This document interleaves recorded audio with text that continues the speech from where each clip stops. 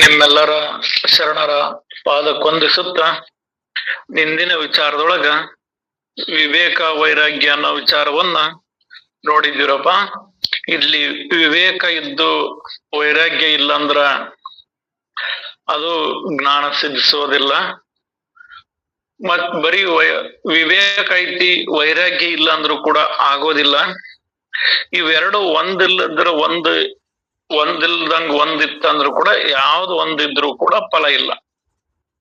ಮತ್ ಇವು ಎರಡನ್ನು ವಿವೇಕ ವೈರಾಗ್ಯ ಎರಡು ಒಟ್ಟಿಗೆ ಇದ್ದರೆ ಅದೇ ಹೆಚ್ಚಿನ ಭಾಗ್ಯವೆಂದು ತಿಳಿಯಬೇಕು.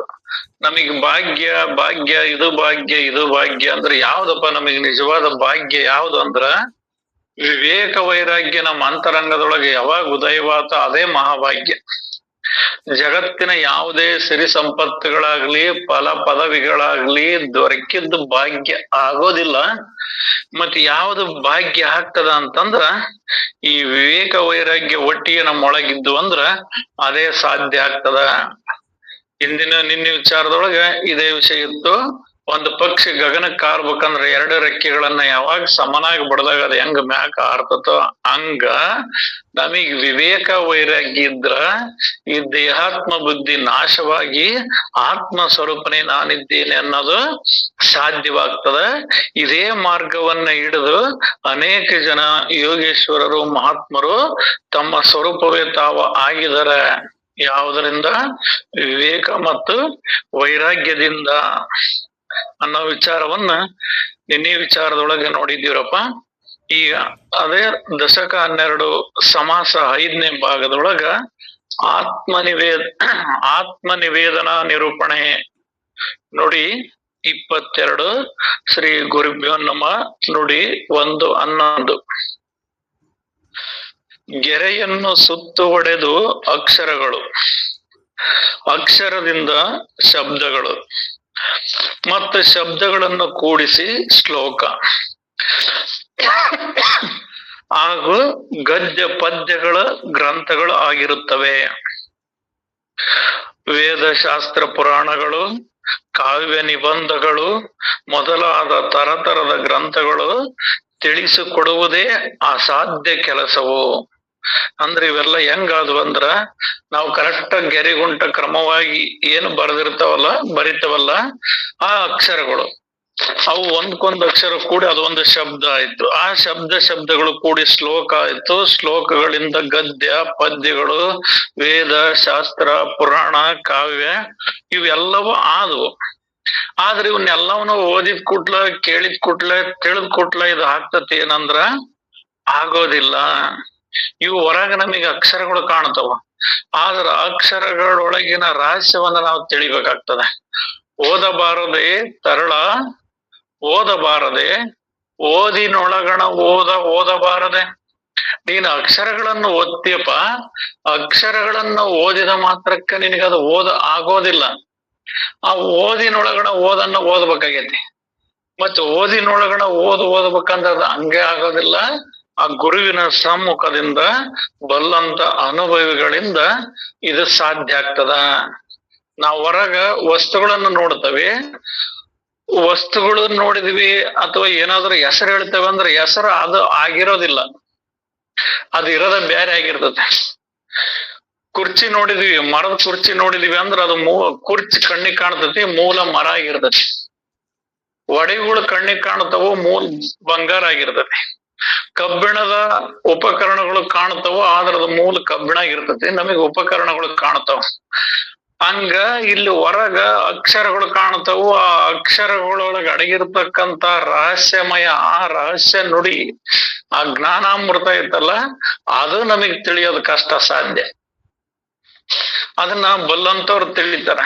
ನಾವು ಮನೆಗೆ ಮರದ ಮಂಚ ಮಾಡಿಸಿದೇವಿ ಅಂತ ನೋಡಿದ್ರ ಬೇರೆಯವ್ರ ಮಂಚ ಚೆನ್ನಾಗೈತಿ ಅಂತಾರ. ಆದ್ರ ಪತ್ತಾರವ್ರ ಬಡಿಗೇರ್ ಬಂದ್ರ ಏನ್ ಹೇಳ್ತಾರ, ಯಾವ ಮರದ್ದಿದು ಅಂತ ಕೇಳ್ತಾರ. ಅದು ಮೂಲ ವಿಚಾರ. ಅಕ್ಸಾಲಿಗೆ ಬಂಗಾರ ತಂದು ಕೊಟ್ರ ಇದು ಮೂಲ ಬಂಗಾರ ಒಡವೆ ನೋಡಲ್ಲ, ಬಂಗಾರ ನೋಡ್ತಾನ. ಹಂಗ ಅನುಭವಿಗಳು ಆ ಅಕ್ಷರ ನೋಡಲ್ಲ, ಅಕ್ಷರದೊಳಗೆ ಅಡಗಿರ್ತಕ್ಕಂತ ರಹಸ್ಯವನ್ನು ನೋಡ್ತಾರ. ಇದನ್ನ ತಿಳಿಸಿಕೊಡುವುದೇ ಕಷ್ಟ ಸಾಧ್ಯ, ತಿಳಿಯುವುದು ಕೂಡ ಕಷ್ಟ ಸಾಧ್ಯ. ಅಸಾಧ್ಯ ಅನ್ನೋ ಮಾತಲ್ಲ, ಸಾಧ್ಯ.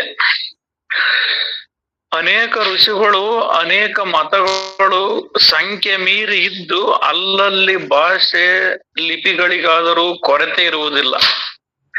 ವೇದ ಶಾಸ್ತ್ರಗಳ ವರ್ಗ, ರುಚಿ ಮತ್ತು ಅಧ್ಯಾಯ, ಸರ್ಗ, ಸ್ತಂಭಕ ಇತ್ಯಾದಿ ವಿಭಾಗ ಉಪವಿಭಾಗಗಳಿದ್ದು ಪ್ರಸಂಗಾನುಸಾರವಾಗಿ ಸಮಾಸ ಮೊದಲಾದ ಅನೇಕ ಹೆಸರುಗಳ ಬಳಕೆಯಲ್ಲಿ ಬಂದವು. ಇವು ಅಕ್ಷರಗಳು ಬಂದವಂದ್ರ ಕನ್ನಡದ ಗ್ರಂಥ, ಮರಾಠಿ ಗ್ರಂಥ, ಹಿಂದಿ ಗ್ರಂಥ, ಸಂಸ್ಕೃತ ಗ್ರಂಥ, ಅನೇಕ ಭಾಷೆ ಅನೇಕ ಲಿಪಿಗಳಗದವು. ಯಾವುದೇ ಲಿಪಿಗಳಾಗಿದ್ರು ಎಲ್ಲ ಲಿಪಿಗಳ ಸಾರ ಕೇವಲ ಪಾರಮಾರ್ಥ ವಿಚಾರವನ್ನ ತಿಳಿಸೋದಾಗಿರ್ತತಿ, ಜ್ಞಾನವನ್ನ ತಿಳಿಸುವಂತವ ಆಗಿರ್ತಾವ. ಔಷಧಿ ಇಲ್ಲದ, ಅದೊಂದು ಸಂಸ್ಕೃತ ಪದ ಐತದ, ಸಂಸ್ಕೃತ ಹೇಳಿದ್ರೆ ಚಂದ, ಪದ ನನಗೆ ನೆನಪು ಬರ್ತಿಲ್ಲ. ಔಷಧಿ ಇಲ್ಲದ ಸಸ್ಯವಿಲ್ಲ, ಮಂತ್ರ ಇಲ್ಲದ ಮಾತಿಲ್ಲ ಅಂತ ಹೇಳ್ತಾರೆ ಈ ಸರಳ ಭಾಷೆ ಒಳಗ. ಹಂಗ ಇಲ್ಲಿ ಎಲ್ಲಾ ಅಕ್ಷರಗಳಿಂದ ಎಲ್ಲಾ ಕಾವ್ಯಗಳು, ಶಾಸ್ತ್ರಗಳು, ವೇದೋಪನಿಷತ್ತುಗಳು ಏನ್ ಹೇಳ್ತಾವಂದ್ರ ಮೂಲ ಅರಿವು ಸ್ವರೂಪ ಪರಬ್ರಹ್ಮ ಸ್ವರೂಪ ನೀನದಿ ಅಂತ ಹೇಳ್ತಾವು. ಆ ಸ್ವರೂಪವನ್ನ ನಮಗೆ ತಿಳಿಯೋಕಾಗೋದಿಲ್ಲ. ಕೇವಲ ಅಕ್ಷರಗಳ ಶಬ್ದಾರ್ಥಗಳು, ವಾಚ್ಯಾರ್ಥಗಳು ನಮಗೆ ತಿಳಿತಾವು, ಲಕ್ಷ್ಯಾರ್ಥಗಳು ತಿಳಿಯೋದಿಲ್ಲ. ಅದು ಯಾವುದೇ ಭಾಷೆ ಒಳಗಿರ್ಲಿ, ಅವ್ರು ಎಷ್ಟೇ ಛಂದಸ್ಸಿನ ಮುಖಾಂತರ ಆಗ್ಲಿ, ವ್ಯಾಕರಣ ಬದ್ಧವಾಗ್ಲಿ, ಶಾಸ್ತ್ರಬದ್ಧವಾಗ್ಲಿ ಏನೆಲ್ಲ ಬರೆದರೂ ಕೂಡ ಆ ಪದಗಳು ನಮಗೆ ಸುಲಭವಾಗಿ ಸರಳವಾಗಿ ಅರ್ಥ ಆಗ್ತಾವೋ, ವಾಚ್ಯಾರ್ಥಗಳು ಅರ್ಥ ಆಗ್ತಾವೋ. ಆದ್ರೆ ಅದ್ರ ಲಕ್ಷ್ಯಾರ್ಥ ನಮಗೆ ತಿಳಿಯೋದಿಲ್ಲ. ಮತ್ತೆ ಲಕ್ಷ್ಯಾರ್ಥ ತಿಳಿಬೇಕಂದ್ರ ಬಲ್ಲಂತ ಗುರುಗಳ ಅನುಭವಿಗಳಿಂದ ಮಾತ್ರ ಅದು ತಿಳಿಯಕ್ ಸಾಧ್ಯ ಆಗ್ತಿರ್ತದೆ. ಅಕ್ಕಸಾಲಿಗರಿಂದ ಇದು ನಿಜವಾದ ಬಂಗಾರ ಅಂತ ಹೆಂಗ ನಮಗ್ ಖಾತ್ರಿ ಆಗ್ತದೋ ಹಂಗ ಈ ನುಡಿಮುತ್ತುಗಳು ಇವೇ, ನುಡಿವಾಣಿಗಳು ಇವೇ, ಪರಮಾರ್ಥ ವಿಚಾರಗಳು ಇವೇ, ಪರಮಾತ್ಮನನ್ನು ತಿಳಿಸುವಂತ ನುಡಿಗಳು ಅಂತ ನಮಗ್ ಗೊತ್ತಾಗೋದಿಲ್ಲ. ಆ ನುಡಿಗಳಿಂದನೇ ನಮಗೆ ಈ ಭವಬಂಧನ ಕಳೆದು ಹೋಗೋದು. ಮೈತ್ರಾದೇವಿ ಅಗ್ನಾವಲ್ಕರಿಗೆ ಕೇಳ್ದಂಗ, ನನಗ್ ತಪಸ್ ಮಾಡಕ್ ಹಚ್ಬೇಡ, ನನಗ್ ದಿಂಡುಡ್ಡಕ್ ಹಚ್ಬೇಡ, ನನಗ್ ತೀರ್ಥಯಾತ್ರೆ ಮಾಡಕ್ ಹಚ್ಬೇಡ, ಯಾವುದೇ ಕರ್ಮಗಳನ್ನ ಮಾಡಕ್ ಹಚ್ಬೇಡ, ನನಗೆ ನಿನ್ನ ಶ್ರುತಿ ಮಾತ್ರದಿಂದ, ನಿನ್ನ ನುಡಿ ಮಾತ್ರದಿಂದ ನನಗೆ ಭವಬಂಧನ ಕಳಿಸಿ ಹೋಗ್ಬೇಕು, ಶಾಶ್ವತ ಆನಂದ ಪ್ರಾಪ್ತಿ ಆಗ್ಬೇಕಂತ ಕೇಳ್ತಾಳಲ್ಲ. ಹಂಗ ಅಂತ ನುಡಿಗಳು ಅದವು. ಆ ನುಡಿಗಳ ರಹಸ್ಯವನ್ನು ತಿಳಿಸಿ ಹೇಳುವಂತ ಗುರುವಿನ ಸಂಘದಿಂದ ಮಾಡಿದ್ರ ನಮಗದು ತಿಳಿಯಕ್ ಸಾಧ್ಯ ಆಗ್ತದ.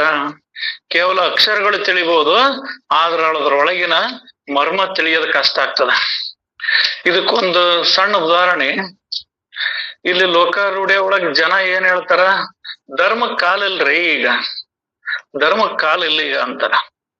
ಅಂದ್ರ ಅವ್ರ ಪ್ರಕಾರ ಅವ್ರು ತಿಳಿದಿರೋದೇನು, ಧರ್ಮವಂತರಿಗೆ, ಸತ್ಯಸಂಧರಿಗೆ ಈ ಸಮಾಜದೊಳಗ, ಈ ಇದ್ರೊಳಗ ಇದು ಅಂತ ಕಾಲ ಅಲ್ಲ. ಇದು ಎಂತ ಕಾಲ ಅಂದ್ರೆ ಇದು ಅನ್ಯಾಯ ಕಾಲ, ಲಬಡ್ಕಾರರಿಗೆ, ಮೋಸಗಾರರಿಗೆ, ಪಾಲಿಸಿ ಮಾಡೋರಿಗೆ ಇಂಥವ್ರಿಗೆ ಕಾಲ ಅಂತ ಪ್ರಪಂಚದೊಳಗ್ ತಿಳಿತಾರ. ಧರ್ಮಕ್ ಕಾಲಲ್ಲ ಅಂದ್ರೆ ಇದು ಕಾಲ್ ಕೆಟ್ಟದಪ್ಪ, ಇದು ಹಂಗಿಲ್ಲ, ನಮ್ ಕಾಲದಂಗಲ್ಲ, ಹಿಂಗಿಂಗ್ ಅಂತಾರ.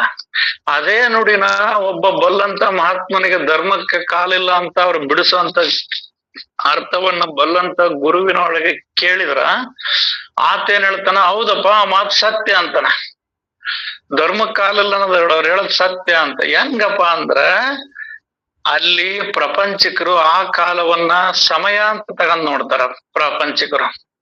ಜ್ಞಾನಿಗಳು ಆದವ್ರು ಏನ್ ಹೇಳ್ತಾರ, ಧರ್ಮಕ್ಕೆ ಎಂದೆಂದು ಮರಣವೇ ಇಲ್ಲ ಅಂತ. ಧರ್ಮಕ್ಕೆ ಕಾಲವಿಲ್ಲ, ಕಾಲವಿಲ್ಲ ಅಂದ್ರೆ ಅರ್ಥಾತ್ ಧರ್ಮಕ್ಕೆ ಮರಣವಿಲ್ಲ ಅಂತ. ಮತ್ ಇಲ್ಲಿ ಧರ್ಮ ಅಂದ್ರೆ ಯಾವ್ದು ಅಂತ ನಾವ್ ಹಂಗ ನಮ್ಮೊಳಗ್ ವಿಚಾರ ಮಾಡಿ ನೋಡಿದ್ರ, ನಾನು ಅರಿವು ಸ್ವರೂಪ ಆತ್ಮ ಸ್ವರೂಪನಿದ್ದೇನೆ ಅನ್ನೋದೇ ಧರ್ಮ. ಇದಕ್ಕೆ ಎಂದೆಂದಿಗೂ ಮರಣವಿಲ್ಲ ಅಂತ. ಹಿಂಗ ಬಲ್ಲಂತ ಅನುಭವಿಗಳು ಮುಖಾಂತರ ನಾವು ಬಿಡಿಸಿದಾಗ ಇದರ ಅರ್ಥ ನಮಗೆ ತಿಳಿತದ ವಿನಃ ಹೊರಗ ಶಬ್ದಗಳನ್ನು ಓದೋದ್ರಿಂದ, ಶಬ್ದಗಳ ಗ್ರಂಥದಿಂದ ಅಥವಾ ಮಾತಿನಿಂದ, ಈಗ ತಾನೇ ವಿಠಲ್ ಗಡ್ಡಿ ಅವ್ರು ಹೇಳಿದ್ರು, ಕೂಗ್ಯಾಡಕ್ ಎಲ್ಲರಿಗೂ ಬರ್ತತಿ, ಮಾತಾಡಕ್ ಎಲ್ಲರಿಗೂ ಬರೋದಿಲ್ಲ ಅಂತ. ಹಂಗ ಅಂತ ಗುರುವಿನ ಮಾತುಗಳನ್ನ ಕೇಳಿದಾಗ ಇದರ ಮರ್ಮ ತಿಳಿತತಿ ಅನ್ನೋ ವಿಚಾರವನ್ನ ಇಲ್ಲಿ ತಿಳಿಸ್ತಾರ. ಪ್ರಾಕೃತದಲ್ಲಿ ಡಪ್ಪಿನ ಹಾಡು, ಮಾಚಿ ಹಾಡು, ದಿಂಡಿ ಹಾಡು, ಕಥೆಯು ಹಾಡು ಹಾಗೂ ಆಟಗಳಲ್ಲಿ ಅಡ್ಡ ಕಥೆಯು ಮುಂತಾದ ಹಾಡು ಇವೆಲ್ಲ ರೂಪುಗೊಂಡವು. ಆಮೇಲೆ ವರ್ಣಿಸಿದ ಇಷ್ಟು ವಾಣಿ ವಿಸ್ತಾರದಲ್ಲಿಯೂ ಧ್ವನಿ, ಘೋಷ, ನಾದ, ರೇಖ ಎಂಬ 4 ಸಂಗತಿಗಳಿರುತ್ತವೆ. ಘೋಷ, ನಾದ, ಧ್ವನಿ, ಘೋಷ, ನಾದ, ರೇಖ ಎಂಬ 4 ಸಂಗತಿಗಳಿರುತ್ತವೆ. ಇನ್ನು ವಾಣಿಯ ಪ್ರಕಾರಗಳನ್ನಾದರೂ ಕೇಳಿರಿ. ಅಂದ್ರ ಇಲ್ಲಿ ಎಲ್ಲವೂ ಇರ್ತಾವ. ಹಾಡು ಎಂತೆಂತ ಹಾಡು ಇರ್ತಾವ. ಕೋಲ್ಪದ, ಭಜನಿ ಹಾಡು, ಏಕದಾರಿಗಾಡು, ದಿಂಡಿಗಾಡು, ದಳ್ಳಿಗಾಡು, ಒಂದೊಂದು ವಾದ್ಯಗಳಿಗೆ ಒಂದೊಂದು ರೀತಿಯ ಹಾಡುಗಳು, ಒಂದೊಂದು ರೀತಿ ಅನೇಕ ಅದಾವ. ಕಥೆಗಳು ಎಲ್ಲ ಅದಾವು. ಅವೆಲ್ಲವೂ ಒಂದೊಂದು ರೀತಿ ಅದಾವು. ಮತ್ತೆ ಇವೆಲ್ಲವೂ ಹಿಂಗ್ ಹೊರಗ್ ಬರ್ತಾವ. ಇವುಗಳ ಮೂಲ ವಿಚಾರವನ್ನ ನಾವು ತಿಳಿಬೇಕಾಗ್ತದಲ್ಲ. ಯಾವ್ದರ ವಿಚಾರವನ್ನ ತಿಳಿಸ್ತತಿ, ಯಾವ್ದರ ಅರ್ಥವನ್ನ ತಿಳಿಸ್ತತಿ ಅನ್ನೋ ವಿಚಾರಗಳು ಆ ಬಲ್ಲಂತರಿಗೆ ಗೊತ್ತಿರ್ತಾವ. ಆದ್ರೆ ಇರೋ ಹೊರಗ್ ಜಗ್ಗದವ. ಆದ್ರ ಅವು ಮೂಲ ಎಲ್ಲ ಅವೇ ಅಕ್ಷರದಿಂದ, ಅವೇ ಅಕ್ಷರಗಳು ಕೂಡಿ ಶಬ್ದಗಳ ಕೂಡಿ ಶ್ಲೋಕ, ಗದ್ಯ, ಪದ್ಯ ಏನೆಲ್ಲ ಆಗಿ ಹೋಗಿದವು. ಆದ್ರ ಅವುಗಳಗಿನ ಸಾರ ಅವನ್ನ ಕೇಳಿ ತಿಳಿಬೇಕಾಗ್ತದ. ಸೂಕ್ಷ್ಮ ಅರಿವಿನ ಪಾರವಾಣಿ ಅಂತರಂಗದಲ್ಲಿ ಧ್ವನಿತವಾಗುವ ಪಶ್ಚಾಂತಿ, ತನ್ನೊಳಗಿನ ಗುಣುಗುಣು ಸಪ್ಪಳವಾಗುವ ಮಾಧ್ಯಮ ಮತ್ತು ಪ್ರತ್ಯಕ್ಷ ಶಬ್ದೋಚ್ಚಾರವಾಗುವ ವೈಖರಿ. ಇದು ಪಶ್ಚಾಂತಿ ಅನ್ನೋದ್ರ ಬಗ್ಗೆ ಇದಕ್ಕೆ ಏನ್ರ ಅಪಾರ್ಥ ಸ್ವಲ್ಪ ಬಿಡಿಸ್ರಪ್ಪ. ಇದ್ರ ಅರ್ಥ ನನಗೆ ಗೊತ್ತಾಗ್ತಿಲ್ಲ. ಪಶ್ಚಾಂತಿ ಅಂದ್ರೆ ಏನಂತ ಡಾಕ್ಟರ್ ಅಪ್ಪಾಜಿ ಅವ್ರು.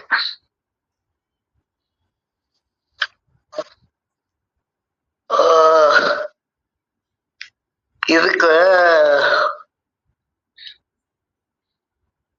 ವೈಖರಿ, ವಾಣಿ, ಪಶ್ಯಂತಿ, ಮಧ್ಯಮ ಅಂತ ಬರ್ತಾವ್ರಿ. ಇಲ್ಲಿ ನಾವು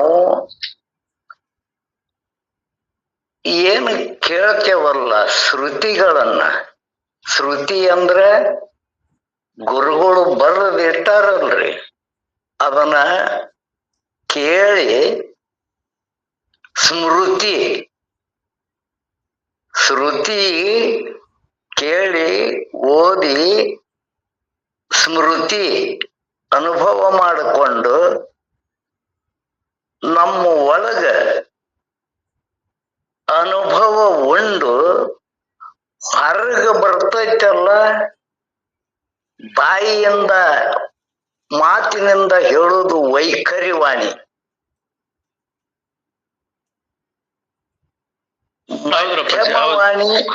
ಮಧ್ಯಮ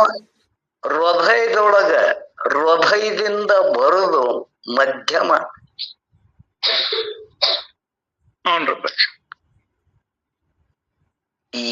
ಈಗ ಆನಂದ ಅಕ್ಕೈತ್ರಿಪ, ಎಲ್ಲರಿಗೆ ಏನ್ ಹಿಡಿಸ್ತವೆ ಮಾತು ಅಂತಾರಲ್ಲ, ಅವು ಒಳಗಿಂದ ಬರುವವು. ಪರ ಪಶ್ಯಂತಿ, ಪರ ಅಂದ್ರೆ ಶ್ರೇಷ್ಠ ಆತ್ಮದ ಅನುಭವವನ್ನು ಉಂಡು ಪರ ಶ್ರೇಷ್ಠವಾದ ಮಾತುಗಳು ಬರ್ಬೇಕಾದ್ರ ಅನುಭವದಿಂದ ಇಲ್ಲೇ ನಮ್ಮ ಒಳಗ ಬರ್ಬೇಕಾದ್ರ ಇವು 4 ಮುಖಾಂತರ ಬರ್ತಾವ. ಅದಕ್ಕ ಸೂಜಿ ಬಿದ್ರ ಸಪ್ಪಳ ಆಗೋದಿಲ್ಲ ಅಂತಾರ ನೋಡಿ. ಯಾಕಾಗೋದಿಲ್ಲ? ಒಬ್ಬರಿಗೆ ಇಬ್ಬರಿಗೆ ಎಲ್ಲರಿಗೆ ಹಿಡಿಸ್ತೈತಲ್ಲ ಅದು. ಅಂತ ಗುರುಗಳು ಮಾತು ಬಂದಾಗ ಎಲ್ಲರಿಗೆ ಹಿಡಿಸ್ತಾವ ನೋಡ್ರಿ. ಇದ ತಪೋವಾಣಿನೂ ಅಂತಾರ. ತಪೋವಾಣಿ ಅಂದ್ರೆ ಏನ್ ತಪಸ್ ಮಾಡ್ಯಾರನ? ತಾವು ಒಳಗ ಗುರುಗಳು ಹೇಳಿದ್ದು ಯಾವುದು ಸತ್ಯ ವಸ್ತು, ಪರಾವಸ್ತು ಅನುಭವ ಮಾಡಿಕೊಂಡು ಪರಾ ಪಶ್ಯಂತಿ ಮಧ್ಯಮ ಇವು ಎಲ್ಲ ನಮ್ಮ ಒಳಗರಿ ಇಲ್ಲಿಂದ ಉತ್ಪತ್ತಿ ಆಗ್ಬೇಕವು. ಕೆಲವೊಂದು ಮ್ಯಾಗಲು ಬಾಳವು, ಇಲ್ಲೇ ಹೊರಗ ಹಾಳ ಅಂತಾರ. ಮಾತಾಡ್ತಾನಳ ಮ್ಯಾಗಲು ಬಾಯಾಗಿಂದ ಹೊರಗಷ್ಟ ಬಾಯಿಂದ ಅಷ್ಟ. ಏನೋ ಹಣ್ಣು ಅತಿ ವಿನಯಂ ಚೋರ ಲಕ್ಷಣಂ ಅಂತಾರ ಅದಕ್ಕ. ಏನು ಮಾತಾಡ್ತಾನೋ ಯಪ್ಪ, ಏನು ಹೊಟ್ಟೆನ ಹಳ್ಳ ಕರಗುವಕಪ್ಪ. ಹೌದಪ್ಪ, ಕರಗ್ತೈತಿ. ಯಾಕೆ ಮಾತಾ ಹಂಗದವಲ್ಲ ಇವು. ಇದ್ರಾಗ ಬರುದಲ್ರಿ ಎಲ್ಲೇ ಆತ್ಮಜ್ಞಾನದೊಳಗ ಇವು ಯಾವಕ್ಕೂ ಅವ ಬೆಲೆನ ಕೊಡುದಿಲ್ಲಲ್ಲವ. ಆ ಅನುಭವ ಉಂಡಾವ ಎಲ್ಲ ಗೊತ್ತಾಕೈತಿ. ಇವು ಮ್ಯಾಗ ಆಕಳ ಮೂತಿ ಬೆಳಗಿ ವಿಭೂತಿ ಹಚ್ಚಿ ಬೆಳಗುದು ಇವು ಮಾತು ಹಿಂಗಿರ್ತಾವ. ಅದ್ರಾಗ ಎಲ್ಲರ ಮಾತು ಗೊತ್ತಾಕವ್. ಇವ ಹೆಂಗಾರ ಮಾತಾಡ್ತಾನ, ಅದನ್ನ ನಂಬ್ತಾವ ನೋಡೋ ಜನ. ಅವ್ರ ಮಾತು ಹಿಡಿಸ್ತಾವ. ಅಲ್ಲೇ ಅವ ಕಲ್ಮಶ ಇಲ್ಲದ ಮಾತಾಡ್ತಾನವ. ಇವು ಕಲ್ಮಶ ಇಟ್ಕೊಂಡು ತಿದ್ದಿ ಬರ್ರಿಪ್ಪ ಕತ್ತಿಯ ಮಕ್ಕಳೇ, ಏನು ಶಬ್ದ ಚಂದಗ ನುಡ್ದಿಲ್ಲನ. ಇವು ಎಲ್ಲ ಶಬ್ದಗಳ ಅರ್ಥ ಈ ನಮ್ಮೊಳಗ ಹುಡುಕ್ತಾವ. ಅದಕ್ಕ ಜ್ಞಾನಿಗಳಾದವರು ಇವು ಎಲ್ಲ ಅನುಭವವನ್ನು ಉಂಡು ಹೇಳು ಮಾತ ಬೇರೆ. ಹೌನ್ರಿ ಗುರುಗಳ. ಹೇಳ್ರಿ. ಬಸವರಾಜ ಪಂಡಿತರದು ಶಿವಾನಂದರದ ಒಂದು ಉದಾಹರಣೆ ಹೇಳ್ರಿ ಗುರುಗಳ. ತಡ್ರಿಪ್ಪ. ಅವರು ಶಿವಾನಂದರು ಹಿಂದ್ಗಡೆ ಮಾತಾಡ್ತಿದ್ರಂತ. ಎಲ್ಲರಿಗೂ ಮುಗಿದ ಮೇಲೆ ಅವ್ರು ಮಾತಾಡವ್ರ. ಅವರು ರೋಣದ ಬಸವರಾಜ ಸ್ವಾಮಿಗಳು ಪಂಡಿತರವ್ರು. ಪಂಡಿತರಂದ್ರ ಕಾಶಿ ವಿದ್ಯಾ ಪಂಡಿತರು. ಏನು ಓದೋದ್ರೊಳಗ ಎಲ್ಲಿ ಏನು ಬಳಸ್ಬೇಕ ಹೆಂಗ ಎಲ್ಲ ಹೇಳವ್ರು. ಅದನ್ನ ಜನರೆಲ್ಲ ಕೂಡಿದಾಗ ಬಸವರಾಜ ಪಂಡಿತರು ಹೇಳುವಾಗ ಸ್ವಲ್ಪ ಗಲಿಬಿಲಿ ಶಬ್ದ ಅಷ್ಟು ಸ್ತಬ್ಧ ಇರ್ತಿದ್ದಿಲ್ಲಂತ. ಶಿವಾನಂದರು ಅವ್ರಂಗ ಅಭ್ಯಾಸ ಮಾಡಿದವರಲ್ಲ. ಮತ್ತ ಈಗ ಅವ್ರ ಶಬ್ದನ ಬರ್ಬಾರಿ. ಈಗ ಅವ್ರ ಆಡೋ ಮಾತ ಬ್ಯಾರೆ. ಅವರು ಪ್ರವಚನ ಮುಗಿದು ಪ್ರಸಾದ ಮಾಡುವಾಗ ಬಸವರಾಜ ಪಂಡಿತರು ಅಪ್ಪುಳ ನಾನು ಎಲ್ಲಿ ಎದರಾಗೂ ಏನು ತೆಗೀದಂಗ ಶಬ್ದಗಳನ್ನು ಉಪಯೋಗ ಮಾಡಿ ಹೇಳ್ತೀನಿ.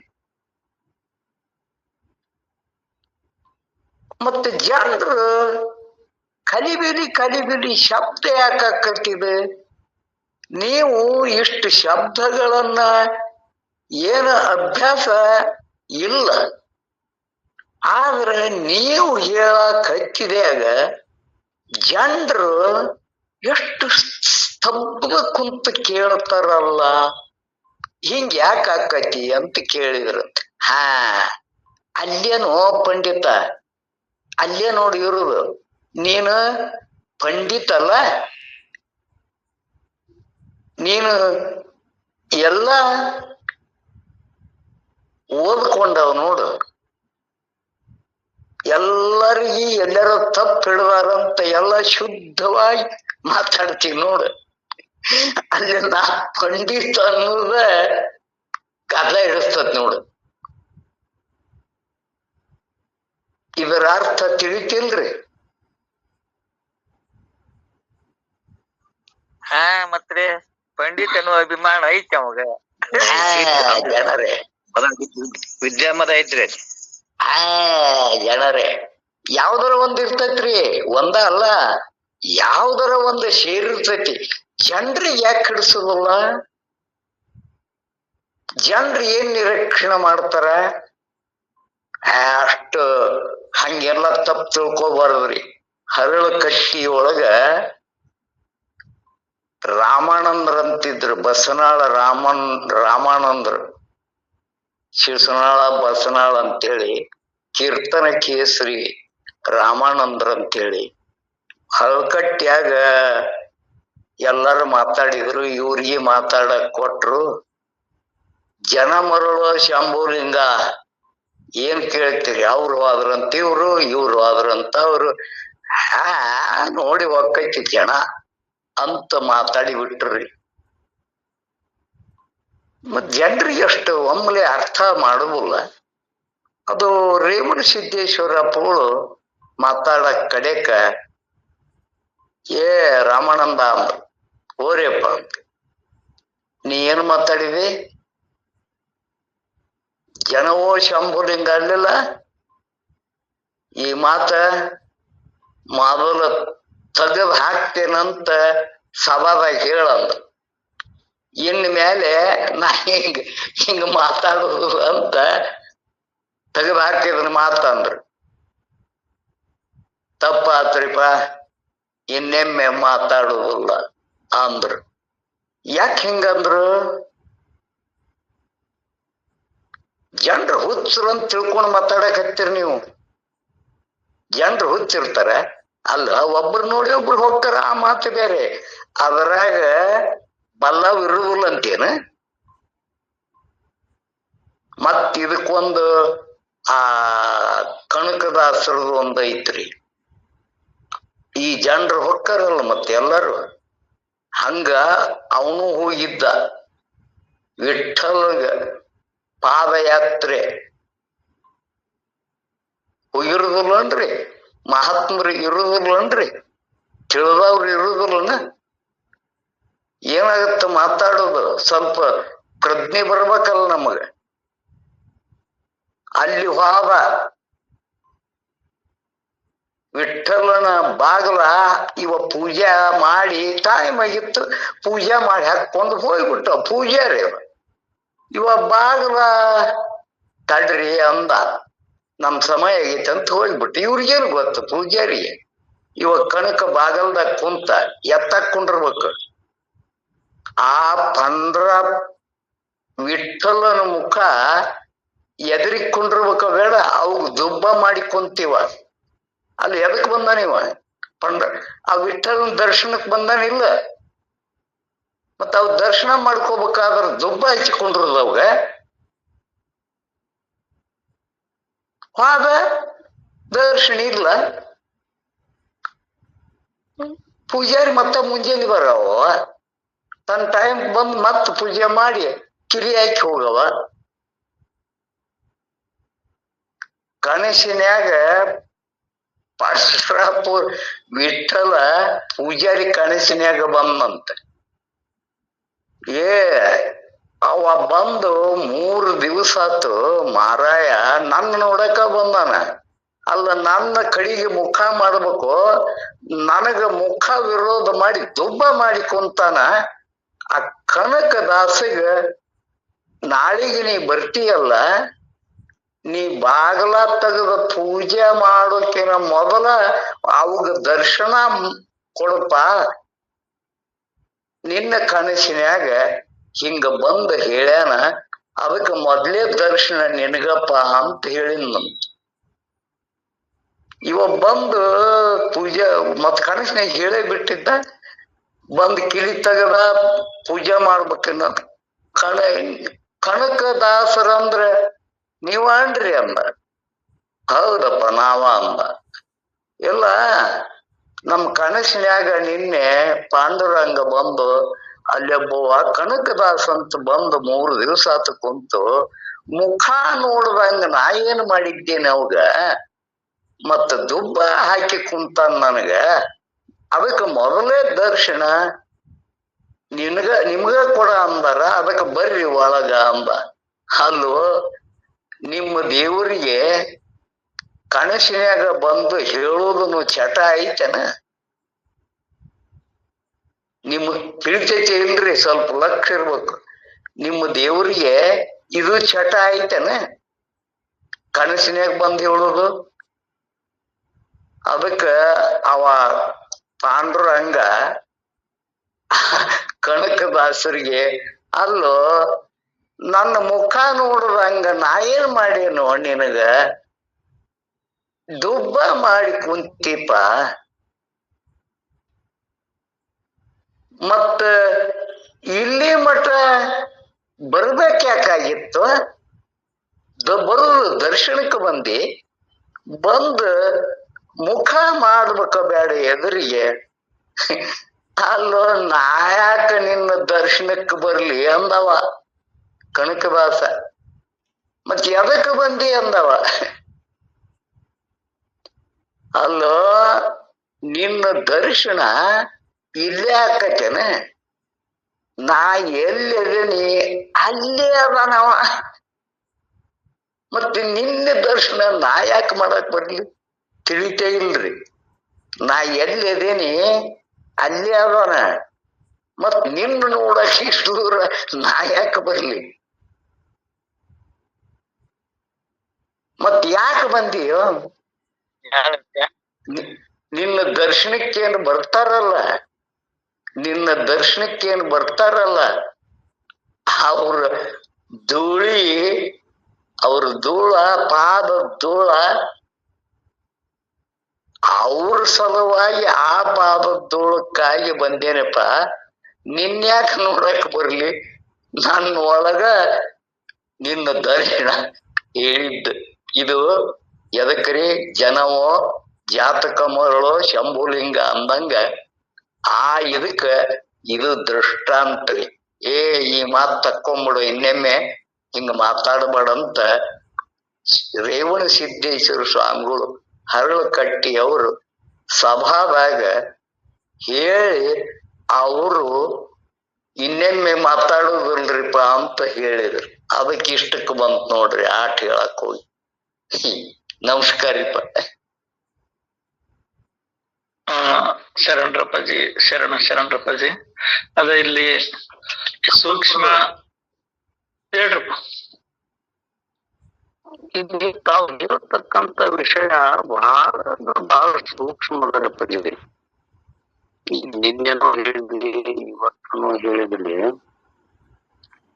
ಈ ವಿವೇಕ ಮತ್ತು ವೈರಾಗ್ಯ ಅಂತಕ್ಕಂಥದ್ದು ಎಷ್ಟು ಸೂಕ್ಷ್ಮ ಅಂತಂದ್ರ ಎಲ್ಲದಕ್ಕೂ ಫೌಂಡೇಶನ್ ಅಂತಾರಲ್ರಿ, ಫಂಡಮೆಂಟಲ್ ಅಂತಾರಲ್ರಿ, ಆ ರೀತಿ ಇರ್ತಕ್ಕಂಥದ್ರಿ. ಬಹಳ ಸೂಕ್ಷ್ಮ ತಾವು ಹೇಳಿದ್ಲು. ಬಹಳ ಸೂಕ್ಷ್ಮ, ಅತಿ ಅವಶ್ಯ. ನಾವೇನೋ ಸುಮ್ಮನೆ ಶಬ್ದದಾಗ ವಿವೇಕ ಅಂತಾರ, ವೈರಾಗ್ಯ ಅಂತಾರ, ನಾವ್ ಏನೋ ಹೌದಪ್ಪ ನಮ್ ಚಂದ್ರು ಗುರುಗಳು ಹೇಳಿದ್ರು, ಡಾಕ್ಟರ್ ಅಪ್ಪಾಜಿ ಹೇಳಿದ್ರು, ನಾವ್ ಕೇಳಿದೀವಿ ಅಂತ ಹೇಳಿ ಹಿಂಗ ಏನಾದ್ರು ನಾವ್ ವಿಚಾರ ಮಾಡ್ಬಿಡ್ತೀವಿ ಅಂತಂದ್ರೆ ಒಟ್ಟ ಆಗುದಿಲ್ರಿ. ಬಹಳ ಸೂಕ್ಷ್ಮ ವಿಷಯ ಅದು. ಅಂತಂದ್ರಲ್ಲಿ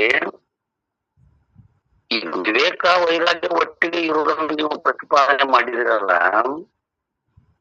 ವಿವೇಕ ಮಾಡದ ಹೊರತು ವೈರಾಗ್ಯ ಬರಂಗ ಇಲ್ರಿ. ಅಲ್ಲ ಎರಡೂ ನೋಡ್ತಕ್ಕಂಥದ್ದು ಒಂದ ನಾಣ್ಯಕ್ಕೆ ಎರಡು ಮುಖ ಅಂತ ನಾವು ತಿಳ್ಕೊಂಡ್ರು ಕೂಡ ವಿವೇಕ ಬಾರದ ವೈರಾಗ್ಯ ಏನಂತಂದ್ರೂ ಅದನ್ನ ನಿಲ್ಲಂಗಿಲ್ಲ. ಅದಕ್ಕೆ ನಿಲ್ಲಂಗ ಇಲ್ಲ. ಯಾಕೆ ನಿಲ್ಲುದಿಲ್ಲ ಅಂತಂದ್ರ ಪೂರ್ಣ ಪ್ರಮಾಣದೊಳಗೆ ವಿವೇಕ ಮಾಡಿ ತನ್ನ ಅನುಭವಕ್ಕೆ ಬಂದ್ಬಿಟ್ಟು ವೈರಾಗ್ಯ ಎದ್ರೊಳಗೆ ನೀವು ಎಲ್ಲಿ ತಾಳ್ತೀರಲ್ಲ ಅದು ನಿಶ್ಚಿತ ಉಳಿದ್ಬಿಡ್ತದ. ವಿವೇಕ ಮಾಡ್ಲಾರ್ದ ವೈರಾಗ್ಯ ಮಾಡಿ ಏನಾದ್ರೂ ಮಾಡೀನಿ ಅಂತಂದ್ರ ಮತ್ತ ಸ್ಮಶಾನ ವೈರಾಗ್ಯ, ಪ್ರಸೂತಿ ವೈರಾಗ್ಯನ ಅದ. ಅದು ವಿವೇಕ ಹೆಂಗಿರ್ಬೇಕು ಅಂದ್ರೆ, ಇದು ವೈರಾಗ್ಯ ಹೆಂಗಿರ್ಬೇಕು ಅಂತಂದ್ರ ವಿವೇಕ ಜನ್ಯ ವೈರಾಗ್ಯನ ಇರ್ಬೇಕದು. ಸುಮ್ಮನೆ ಯಾರೇ ಹೇಳಿದ್ದು, ಯಾರೇ ಕೇಳಿದ್ದು, ಎಲ್ಲೇರೆ ಹೋಗಿದ್ದು, ಯಾರೇ ಒಂದೆರಡು ಶಬ್ದ ಕೇಳಿ ನನಗೆ ಏನಾರೇ ವೈರಾಗ್ಯ ಬರ್ಬೇಕಂತಂದ್ರ ಅದು ನೀವು ಉಳಿಲಕ್ಕ ಸಾಧ್ಯನ ಇಲ್ಲದ, ಒಟ್ಟ ಉಳಿಯಂಗಿಲ್ರಿ ಅದು. ಹಂಗ ವಿವೇಕದಿಂದನ ವೈರಾಗ್ಯ ಅಂತ ಯಾಕೆ ಹೇಳಿದ್ರು ಅಂತಂದ್ರ ವಿವೇಕ ಮಾಡೋದ್ರಿಂದ ತನ್ನ ಅನುಭವಕ್ಕೆ ಬಂದ ವೈರಾಗ್ಯ ತಾಳ್ತಂದ್ರ ಉಳಿತೈತಿ. ಮತ್ತೆ ಈ ಸುಮ್ಮನೆ ಕಾಡೋದೇವ್ರ ಕಾಟ ಕಾದಂಗ ಏನಾರೇ ತಿಳ್ಕೊಂಡ ನಾನು ವೈರಾಗ್ಯಕ್ಕೆ ಬರ್ತೀನಿ ಅಂತಂದ್ರ ಅದು ಉಳಿಯ ಬಿಡುದಿಲ್ರಿ. ಅದು ನಮ್ಮ ಬೀದರಪ್ಪಾಜಿ ಶಾಸ್ತ್ರ ಹೇಳುವಾಗ ಒಂದು ದೃಷ್ಟಾಂತ ಹೇಳಿದ್ರಪ್ಪ. ಒಬ್ಬ ಮನ್ಯಾಗ ಗಂಡ ಹೆಂಡ್ರು ಮತ್ತ ಮನೆ ಸಂಸಾರ ಅಂದಿಂದ ಏನಾದ್ರು ಕೆಲಸ ಕಾರ್ಯ ಏನಾದ್ರು ಇರುವನ ಮಾಡುವನ ಅದ್ರದ್ದು ಪ್ರಶ್ನನ ಇಲ್ರಿ. ಅವ್ ಏನ್ತಿ ಏನಾರ ಅವಂಗ ಕೆಲಸ ಹೇಳಕ್ ಹೋದ್ಲಂದ್ರ ಅವ್ ಏನ್ ಮಾಡವಂತ್ರಿ ಏನ ಹೊಕ್ಕಿನ್ ನೋಡ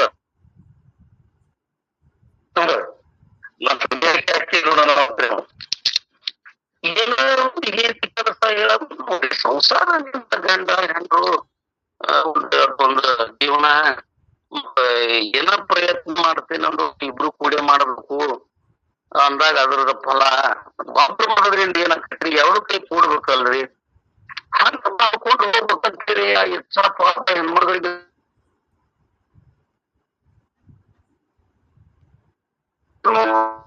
ಏನ್ ನಾನು ಸನ್ಯಾಸ ಹಾಕಿ ನೋಡು ಏನಾಗ್ತೇವೆ ಇಲ್ರಿ ಇಂತ ಒಂದ್ ಮಾಡಿ ಅಂದ ಕೂಡ್ಲಿ ಏನ ಸನ್ಯಾಸ ಹಾಕಿ ನೋಡಂತ ಒಂದು ದಿವಸ ನೋಡ್ಯಾಳ 2 ದಿವಸ ನೋಡ್ಯಾಳ ಎಷ್ಟೋ ದಿವಸ ನೋಡ್ಯಾಳ ಏನ್ ಕೇಳಿದ್ರು ಏನ ಸನ್ಯಾಸ ಹಾಕಿ ನೋಡೋಣ ಅವ್ರು ಇರ್ಲಿ ಏನಾರ ಎಷ್ಟೇ ಮಾಡ್ತಾನ ಹೆಂಗಾರ ಇರ್ತಾನ ಇದು ಕೊಂಡಿರ್ಲಿ ಅಂತ ಹೇಳಿ ಪಾಪ ಹಂಗ ತಾನ ಮಾಡ್ಕೊಂತ ಎಷ್ಟು ದಿವಸ ಅಂತ ಇವ್ನು ಕೇಳ್ತಾಳ್ರಿ ಎಷ್ಟು ದಿವಸ ಅಂತ ಇವ್ನು ಕೇಳ್ಬೇಕು ಹೇಳ್ರಿ ಕಡೆಗೆ ತನ್ನ ತವ್ರ ಮನ್ಯಾಗ ಹಣ್ಣು ಅಪ್ಪು ಯಾರು ಅಲ್ಲಿಗೆಲ್ಲ ಹೇಳಿದ್ವು ಅಂತ ಮತ್ ಏನಿಲ್ಲಪ್ಪ ಮತ್ ಈ ರೀತಿ ನಾರೇ ಎಷ್ಟಂತ ಮಾಡ್ಲಿ ಮತ್ ಏನ ಕೆಲ್ಸ ಹೇಳಪ್ಪ ಅವ್ರು ಬರೀ ಏನ ಸನ್ಯಾಸಿ ಹಾಕಿ ನೋಡಂತಾನು ಒಳ್ಳೆ ಸನ್ಯಾಸಿ ಹಾಕಿನಂತಾನು ಮತ್ ಏನ್ ತಿಳ್ಬಾರ್ದಂದ್ರ ಹೆಂಗ ಅಂತ ಹೇಳಿ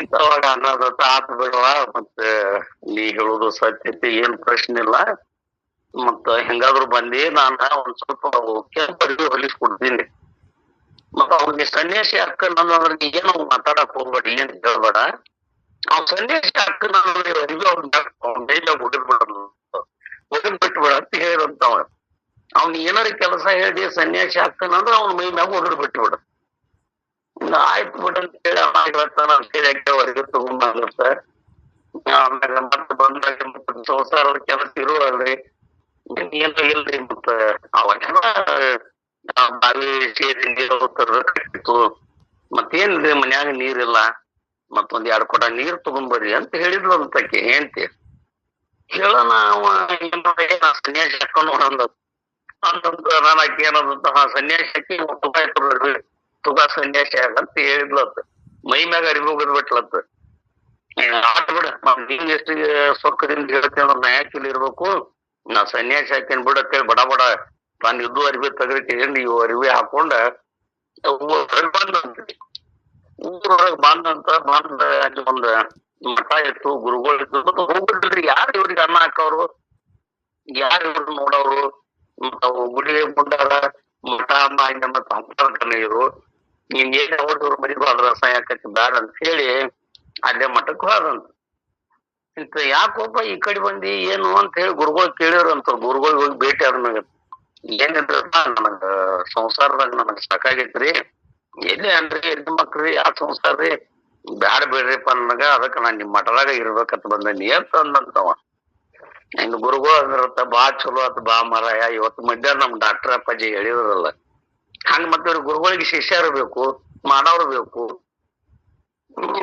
ಆಯ್ತು ಬಾ ಚಲೋ ಆತು ಬಾ ಏನ್ ನಿನ್ನ ಸಂಸಾರ ಏನ್ ತ್ರಾಸ ಆಗೈತ ಆತ ಬನ್ನಿ ನಿನಗೆ ಅಂತಂದ್ಲ ಏನೋ ಅಂದ್ಲ ಬಿಡಪ್ಪ ಮತ್ ಇಲ್ಲೇ ಇರು ಮಠದಾಗ ಇರ್ಲಿ ಬಿಡಪ್ಪ ನೀವು ಮನಿಗೆ ಹೋಗ್ಬೇಡ ನೀನ್ ಮನ್ಸಿಗೆ ಬೇಜಾರ ಅಂತಿದ್ರು ಅಂತ ಹೇಳಿ ಅಂದ್ರಂತ ಹಿಂಗಂದು ಬಾ ಅಂದ್ರು ಪ್ರಸಾದ ಮಾಡೋದು ಪ್ರಸಾದ ಮಾಡಿದ್ರು ಆರಾಮತ್ತು ಎಲ್ಲಾ ಮಾತಾಡ್ಕೊತ ಕೂತ ಏನೋ ಬೇಜಾರಾಗಿ ಬಂದಾನಂತೇಳಿ ಗುರುಗಳು 1 ದಿವಸ ಬಿಟ್ರು 2 ದಿವಸ ಬಿಟ್ರು ಮತ್ತ ಅವಾಗ ನೀರ್ ತರೋ ಪದ್ಧತಿ ಬಾವಿ ಸೈಡಾಗ ನೀರ್ ತರ್ಬೇಕಾಗಿತ್ತು ಮತ್ತ ಮಠ ಅಂದ್ರು ಗುರುಗಳು ಸ್ನಾನಕರಿ ಆಗಲಿ ಉಳಿಕಿರಿ ಎಲ್ಲದಕ್ಕೂ ಮತ್ ನೀರ್ ಬೇಕಲ್ರಿ ಮಠದಾಗ ಆಮ್ಯಾಗ ಗುರುಗಳು ಏನಂದ್ರಪ್ಪ ಏನಿಲ್ಲಪ್ಪ ಮತ್ತ ಮಠಕ್ಕ ಭಕ್ತರು ಬರೋವ್ರಿಗೆ ನೀರ್ ಬೇಕ ನಮಗೂ ಬೇಕ ಮತ್ತೊಂದ್ 4 ಕೊಡ ನೀರ್ ತಗೊಂಡ್ಬರಪ್ಪ ಅಂದ್ರಂತವ್ರ ಮತ್ತ ಅದ್ನೇ ಬ್ಯಾಡ ಅಂತ ಹೇಳಿ ಬಂದಾನ ಮತ್ ಇಲ್ಲಿ ಬಂದ್ಮ್ಯಾಗತ್ ಗುರುಗಳು ನೀರ್ ತಗೊಂಬರ್ರಿ ತಾನ ಅವಂಗ ಅಡ್ಯಾರಿಗೆ ನನ್ಗೆ ಹೇಳ್ತಿ ಕಟ್ಟಿದ್ ನಾವ್ ಸನ್ಯಾಸಿ ಆಗವಲ್ಲ ಅಂತೇಳಿ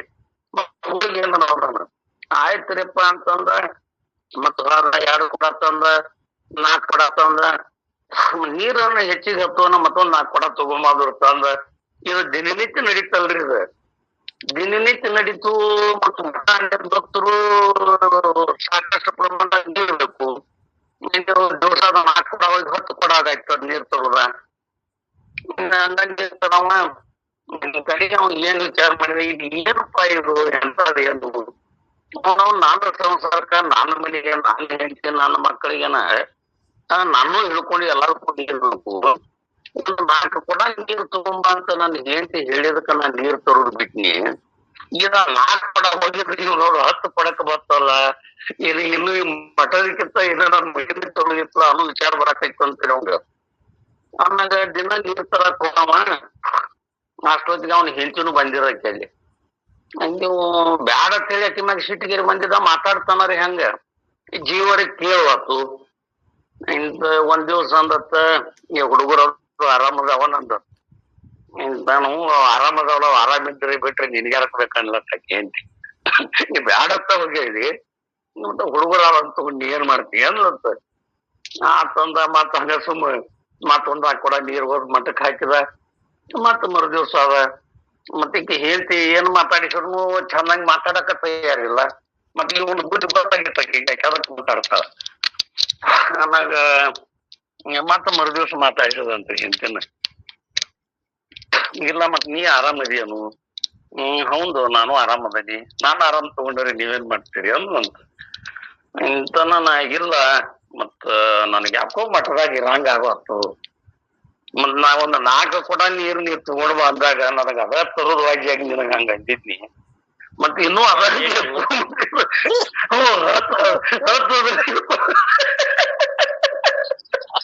ನೀರು ತಂದ್ರು ಗುರುಗಳು ಸಾಕನ್ವರು.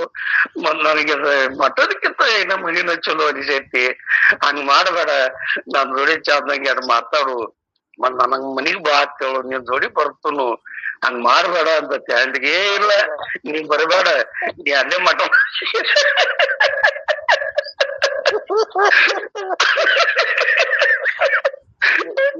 ನೀ ಅಲ್ಲೇ ಮಠದಾಗ ಇರು, ಮತ್ ನೀ ಎಂದ್ ಮನ್ಯಾಗಿಂದ ಹೋಗಿ ಅಲ್ಲಿಂದ ನಾವು ಬಾಳ ಆರಾಮದಿವಿ ಅಂದ್ರ ಮಕ್ಕಳ ಮರಾಯ, ಮತ್ ನೀ ಅನ್ಯಾರು ಬರೋದ್ ಬೇಡಪ್ಪ, ನೀ ಬ್ಯಾಸತ್ ಬಂದದಿ, ಮತ್ ನಿನಗ್ ಮನಿ ಯಾಕೋ ಚಲೋ ಅನ್ಸಿಲ್ಲ, ನೀ ಮಠದಾಗ ಇರು ಅನ್ಲತ್ತ. ಏ ಬ್ಯಾಡ, ನಿನ್ ಕಾಲು ಬೀಳ್ತನು, ನಾ ಇನ್ ಮಠದಾಗ ನನ್ ಮನಿಗ್ ಕರ್ಕೊಂಡ್ ಹೋಗು, ನೀ ಏನ್ ಹೇಳ್ತಿ ಹೇಳ, ನಾ ಎಲ್ಲಾ ಕೆಲಸ ಮಾಡ್ತನು, ನನಗ್ ಮನಿಗ್ ಮಾತ್ರ ಬರಬೇಡಪ್ಪ ಅನ್ಬೇಡ, ಅದಕ್ಕ ನಾ ಮನಿಗ್ ಬರ್ತನು ಅಂತ ಹೇಳ್ತಿ. ಹಂಗ ಇಲ್ಲಿ ಏನು ತಾವ್ ಹೇಳ್ತಕ್ಕಂಥದ್ದಂತಂದ್ರ ವೈರಾಗ್ಯ ಬರುದು ಹಂಗ ಸುಮ್ಮನೆ ಬರುದಲ್ಲದ. ಶಬ್ದ ಮಾತ್ರಕ್ಕ ನಾವು ವೈರಾಗ್ಯ ಅಂತ ನಾವ್ ಏನಾದ್ರು ಕಲ್ಪನಾ ಮಾಡಿದ್ವಿ ಅಂತಂದ್ರ ಹೆಚ್ಚು ಕಡಿಮೆ ಈ ಏನು ನಾವು ಸತ್ಸಂಗದಾಗ ಶಾಸ್ತ್ರ ಕೇಳ್ತೀವಿ ಎಲ್ಲಾ ವೇಸ್ಟನ ಇದು, ಎಲ್ಲಾ ವೇಸ್ಟ್ ಇದೆ. ನನ್ನ ಮನಸ್ಸಿಗೆ ಯಾವ್ದು ಸತ್ಯ, ಯಾವ್ದು ಅಸತ್ಯ, ಯಾವ್ದು ನಿತ್ಯ, ಯಾವ್ದು ನಮಗ ಪರಿಪೂರ್ಣ ಆನಂದ ಕೊಡ್ತದ, ನಾ ಸದಾ ಯಾವ್ದ್ರೊಳಗಿದ್ರ ನಾ ಆನಂದ ಇರ್ತೀನಿ ಅನ್ನತಕ್ಕಂಥದ್ದು ಇದು ಯಾಕೆ ಹೇಳ್ತಾರ ಅದನ್ನಂತಂದ್ರ, ಪಂಚಕೋಶಗಳನ್ನು ವಿಚಾರ ನಾವು ಮಾಡಿದ್ದಾದ್ರ ಆತ್ಮವನ್ನು ವಿಚಾರ ಮಾಡ್ತಾ ದಾರಿ ಒಳಗ ನಾವು ಸಾಗ್ತಾ ಇದ್ರ ಆತ್ಮಕ್ ಅತಿ ಸಮೀಪದಾಗಿರ್ತಕ್ಕಂಥ ಕೋಶ ಯಾವುದು ಅಂತಂದ್ರ ಆನಂದಮಯ ಕೋಶ. ಯಾಕೆ ಜೀವ ಆನಂದವನ್ನು ಬಯಸ್ತದಂತಂದ್ರ ಆತ್ಮ ವಸ್ತುವಿನ ಆಧಾರದೊಳಗಿದ್ರು ಕೂಡ ಆತ್ಮನಿಗೆ ಅತಿ ಸಮೀಪದಲ್ಲಿ ಇರ್ತಕ್ಕಂಥ ಕೋಶ ಯಾವುದು ಅಂತಂದ್ರ ಆನಂದಮಯ ಕೋಶ. ಆನಂದಮಯ ಕೋಶ ಆದ ನಂತರನ ನಿಮ್ಮ ವಿಜ್ಞಾನಮಯ ಕೋಶ, ಆಮ್ಯಾಗ ಲಾಸ್ಟ್ ಕೊನೆಗೆ ಬರೋದು ಅನ್ನಮಯ ಕೋಶ. ಅನ್ನಮಯ ಕೋಶ ಯಾಕೆ ಪ್ರಾಮುಖ್ಯ? ಈ ದೇಹ ನಾನು ಯಾಕಂತೀನಿ, ನಾನು ಜೀವ ಅಂತ ನಾ ಯಾಕಂತೀನಿ ಅಂತಂದ್ರ ಈ ಜೀವನಿಗೆ ಅತಿ ಸಮೀಪವಾಗಿರ್ತಕ್ಕಂಥದ್ದು ತೋರ್ತಕ್ಕಂಥದ್ದು ಮೊದಲು ಯಾವುದು ಅಂತಂದ್ರ ಅನ್ನಮಯ ಕೋಶ. ನಿಮಗ್ ಹಸಿವು ತರಸೆ ನಿದ್ರೆಗಳನ್ನ ಯಾಕೆ ನೀಗ್ಲಕ್ ಆಗೋದಿಲ್ಲ ಅಂತಂದ್ರ ಈ ದೇಹದಲ್ಲಿ ನಾನು ಅನ್ನತಕ್ಕಂತ ವಿಚಾರ ಮಾಡಿದ್ರೆ ಮೊದಲನೇ ಕಲ್ಪನೆಗೆ ಬರೋದು ಅನ್ನಮಯ ಕೋಶ, ಎರಡನೇ ನಂತರದಲ್ಲಿ ಪ್ರಾಣಮಯ ಕೋಶ. ಈ ರೀತಿ ಇದ್ದಾಗ ಆತ್ಮನಿಗೆ ಅತಿ ಸಮೀಪವಾಗಿರ್ತಕ್ಕಂಥದ್ದು ಯಾವುದು? ಆನಂದಮಯ ಕೋಶ. ಅದಕ್ಕೆ ಜೀವ ಯಾವಾಗಲೂ ಬಯಸುವುದು ಆನಂದವನ್ನೇ. ಆನಂದ ಬಿಟ್ಟು ಇನ್ನೊಂದು ಏನೂ ಬಯಸುವುದಿಲ್ಲ. ಇದರಲ್ಲಿ ಇವು ಈ ಅನ್ನಮಯ ಕೋಶ, ಈ ಆನಂದಮಯ ಕೋಶ ಆತ್ಮನಿಗೆ ಸಾಮೀಪ್ಯ ಬರ್ಬೇಕಂದ್ರೆ ಇವು ಎರಡರ ಮಧ್ಯದಲ್ಲಿ ಇರ್ತಕ್ಕಂಥದ್ದು ಮನೋಮಯ ಕೋಶ. ಮನೋಮಯ ಕೋಶ, ಈ ಅನ್ನಮಯ ಕೋಶ, ಪ್ರಾಣಮಯ ಕೋಶ, ಆದ ವಿಜ್ಞಾನಮಯ ಕೋಶ ಆಗೋಕ್ಕಿಂತಲೂ ಮೊದಲ ಮನೋಮಯ ಕೋಶ. ಈ ನಡಬಾರಕ ಸಿಕ್ಕಿರ್ತಕ್ಕಂಥ ಮನೋಮಯ ಕೋಶದ ಗದ್ದಲನ ಇಟ್ಟೆಲ್ಲ ಮಾಡಿದ್ರು. ಅದಕ್ಕೆ ಈ 5 ಪರದೆಗಳನ್ನ ತೆಗೆದು ನಾವು ಆತ್ಮವಸ್ತುವಿಗೆ ಹೋಗ್ಬೇಕು. ಅನ್ನಮಯ ಕೋಶ ಬಿಡಬೇಕು, ಪ್ರಾಣಮಯ ಕೋಶ ಬಿಡಬೇಕು, ಇದ್ಯಾವುದು ಮನೋಮಯ ಕೋಶ ಬಿಡಬೇಕು, ಆಮೇಲೆ ವಿಜ್ಞಾನಮಯ ಕೋಶ ದಾಟಿ ಆನಂದಮಯ ಕೋಶಕ್ಕೆ ಹೋಗಿ ಆತ್ಮನನ್ನ ನಿಲಕಬೇಕು. ಬಹಳ ಸೂಕ್ಷ್ಮ. ಅದಕ್ಕಾಗಿನ ದೇಹ 25 ತತ್ವಗಳಿಂದ ಆಗೈತೆ ಅಂದ್ರೂ ಕೋಶಗಳನ್ನ ಬೇರೆಯಾಗಿಟ್ಟು ಹೇಳಿದ ಎದಕ್ಕ ಇದ ಉದ್ದೇಶಕ್ಕ. ಕೋಶಗಳಿಗೆ ವಿಲಕ್ಷಣನಾಗಿ ತೋರ್ತಕ್ಕಂತ ಆತ್ಮ ಪರಬ್ರಹ್ಮ ವಸ್ತು ಅಂದ್ರನ ನನಗ ಆರಾಮಿರಕ್ ಬರ್ತೈತಿಲ್ಲ ಅಂದ್ರೆ ಅಲ್ಲಿ ತಕ್ಕ ಆರಾಮಿರಕ್ ಬರುದಿಲ್ಲ. ಹಂಗ ಆತ್ಮನಿಗೆ ಅತಿ ಸಮೀಪವಾಗಿರ್ತಕ್ಕಂಥ ಕೋಶ ಯಾವುದು ಅಂದ್ರೆ ಆನಂದಮಯ ಕೋಶ. ಅದಕ್ಕೆಲ್ಲರ ಅಪೇಕ್ಷೆ ಆನಂದ. ಈ ರೀತಿ ಇದ್ದಾಗ ಇಲ್ಲಿ ವೈರಾಗ್ಯ ಮತ್ತು ವಿವೇಕ ನೀವೇನು ಹೇಳ್ತಾ ಇದ್ದೀರಲ್ಲ, ಒಟ್ಟೊಟ್ಟಿಗೆ ಆಗ್ತಕ್ಕಂಥದ್ದು ಅಲ್ಲ. ಅದು ವಿವೇಕಜನ್ಯ ವೈರಾಗ್ಯ ಇರ್ಬೇಕ. ವಿವೇಕಜನ್ಯ ವೈರಾಗ್ಯ ಬಂತು ಅಂತಂದ್ರ ಆ ವ್ಯಕ್ತಿ ಯಾವಾಗಲೂ ಹೊಳಿ ನೋಡುದಿಲ್ಲ, ಯಾವಾಗೂ ಹೊಳಿ ನೋಡುದಿಲ್ಲ. ದಿನನಿತ್ಯ ತಾನು ಒಂದು ಒತ್ತು ಗಾಡಿ ಮ್ಯಾಗ ಕಡ್ಲಿ ಪುರಿ ಮಾರ್ತಕ್ಕಂತ ವ್ಯಕ್ತಿಗೆ 10 ಲಕ್ಷ ರೂಪಾಯಿ ಲಾಟ್ರಿ ಹತ್ತಂದ್ರ ಅವ್ನು ಯಾಕೆ ಕಡ್ಲಿ ಪುರಿ ಮಾರಕ್ ಹೋಗ್ಕಂಡ್ರಿ? ಅವನು ಆ ಒತ್ತು ತೊಳು ಗಾಡಿ ಅದನ್ನ ಡಬ್ ಹಾಕಿ ಹೋಗಿಬಿಡ್ತಾನವ. ಹಂಗ ಆತ್ಮ ವಸ್ತು ನೀನಂತ ತಿಳಿದ ಅತಿ ಸಾಮೀಪ್ಯವಾಗಿರ್ತಕ್ಕಂಥ ಆನಂದ ಸ್ವರೂಪದೊಳಗೆ ನೀನು ಉಳಿದಿ ಅಂತಂದ್ರ ಇದು ಯಾವ ಕೋಶಗಳದ ಅವಶ್ಯಕತೆ ನಿಮಗಿಲ್ಲ, ಬೇಕಾಗಿಲ್ಲ ಅದು. ಅದಕ್ಕಿಲ್ಲಿ ಏನಂತಾರ ಅವರು, ವಿವೇಕಜನ್ಯ ವೈರಾಗ್ಯ ಇರಬೇಕು. ವಿವೇಕ ಮಾಡ್ಲಾರ್ದ ವೈರಾಗ್ಯ ನಿಮಗ ಬಂದೈತಂದ್ರ ಅದು ವಸ್ತು ಕಾಲ ದೇಶಕ್ಕನುಸಾರವಾಗಿ ನೀವು ಏನಾದ್ರೂ ವೈರಾಗ್ಯ ತಾಳಿರಿ ಅಂದ್ರ ಆ ವೈರಾಗ್ಯ ನಿಮಗ್ ಉಳಿದುಲ್ಲ, ಅದು ನಿಮಗೆ ಜ್ಞಾನ ನೀಡುವುದಿಲ್ಲ, ಅದರಿಂದ ಏನನ್ನೂ ಸಾಧನೆ ಮಾಡಕ್ ನಿಮಗೆ ಸಾಧ್ಯ ಇಲ್ಲ. ಅದಕ್ಕ ವಿವೇಕಜನ್ಯ ವೈರಾಗ್ಯ ಇತ್ತು ಅಂತಂದ್ರ ಅದು ಜ್ಞಾನಕ್ಕಾದ್ರೂ ಮಾರ್ಗ ಆಗ್ತದ, ಆನಂದಕ್ಕಾದ್ರೂ ಮಾರ್ಗ ಆಗ್ತದ, ಬ್ರಹ್ಮಕ್ಕಾದ್ರೂ ಮಾರ್ಗ ಆಗ್ತದ. ನೀವು ಏನನ್ನ ಮಾಡಿದ್ರು ಅದ ಸಾಧನೆ ಸಾಧ್ಯ ಆಗ್ತದ ಅಂತಕ್ಕಂಥ ಮಾತ ತಾವು ಹೇಳ್ತಕ್ಕಂಥದ್ದು ಇಲ್ಲಿ ಬಹಳ ಪ್ರಾಮುಖ್ಯತೆ ಅಪ್ಪಾಜಿ. ತಾವು ಏನೋ ಹೇಳ್ಬೇಕಾಗಿತ್ತು, ಅದೇನೋ ಮನಸ್ಸಲ್ಲಿ ಇವಾಗ ಹೇಳಿನಿ. ನಮ್ಮ ಡಾಕ್ಟರ್ ಅಪ್ಪಾಜಿ ಮ್ಯಾಗಿನ ಮ್ಯಾಗ ಹಚ್ಚಿರ್ತಾರ, ಅವ್ರ ಅಂದಂಗ ಅದ ಇಟ್ಕೊಳ್ಳೋದಕ್ಕೆ ಹೇಳ್ಬೇಕಾಕತ್ರಿಪ್ಪ. ಅದಕ್ಕೆ ಯಾರು ದಯವಿಟ್ಟು ಚಂದ್ರು ಗುರುಗಳಿಗೆ ಹೇಳ್ತಕ್ಕಂಥದ್ದು ಅಲ್ಲಿ ಅದನ್ನ ನಾನೇನಾದ್ರೂ ವ್ಯತ್ಯಯ ಮಾಡೀನಿ ಅಂತಕ್ಕಂಥ ತಮ್ಮ ಭಾವನೆ ಅಲ್ಲಿ ಬಂದ್ರು ಕೂಡ ನಾನು ಕ್ಷಮಾ ಮಾಡಿರಪ್ಪಾಜಿ. ತಮ್ಮೆಲ್ಲರ ಪಾದಕ್ಕೆ ಶರಣಾರ್ಥಿ.